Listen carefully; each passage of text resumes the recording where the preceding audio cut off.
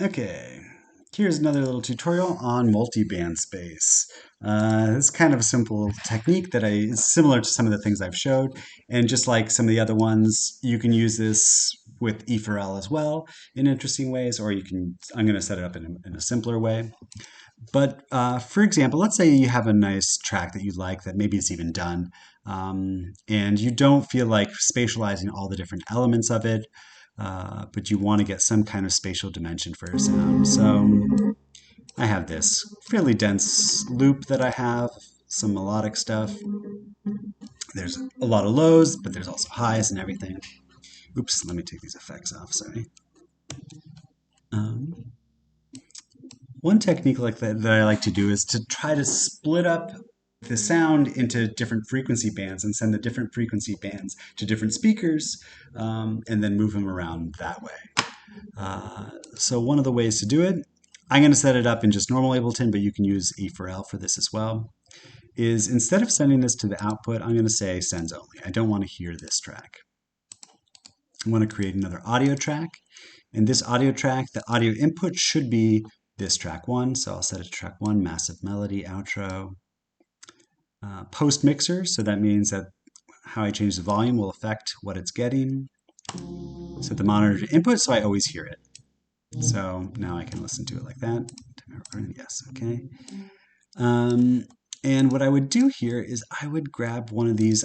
You can do this many different ways, but I'm going to grab this EQ3 and throw it on here.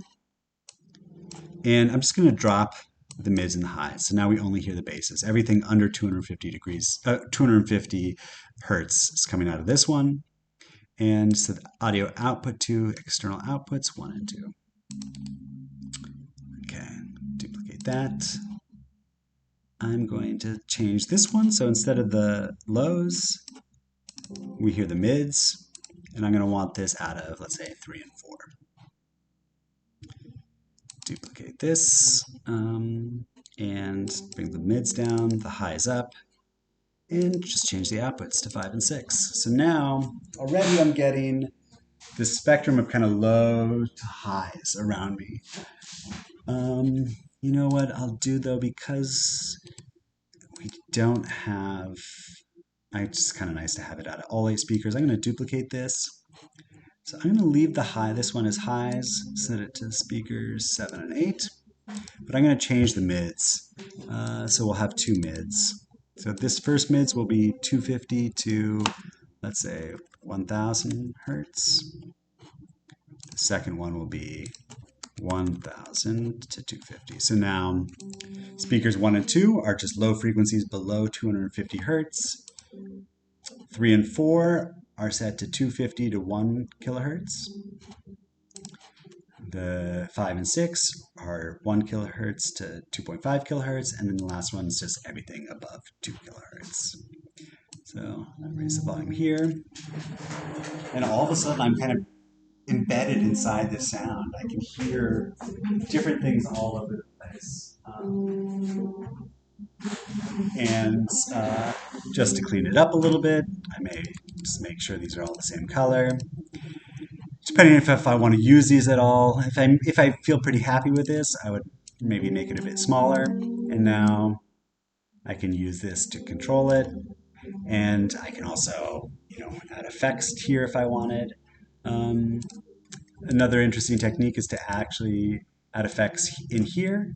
Also to be like, okay, these low frequencies, let's add like a grain delay just to the low ones. Raise it up, mix it. Let's add like an erosion to the low mids. Let's add an echo to the mid highs. And for the highs, let's add a distortion. And an auto pan, why not? So as I mentioned in the beginning, I'm working with just sending these out to stereo pairs, but if you wanted to, you could easily, use the E4L devices, put in your master bus, and put the spatial, the source panners on each of these. And then you can actually move each one of them around individually, the different bands of the sound that you have. So anyways, that is a technique that I actually really like to use. There's a lot more things you can add on to that, but I find it really interesting. Um, yeah, cool. That is multiband space.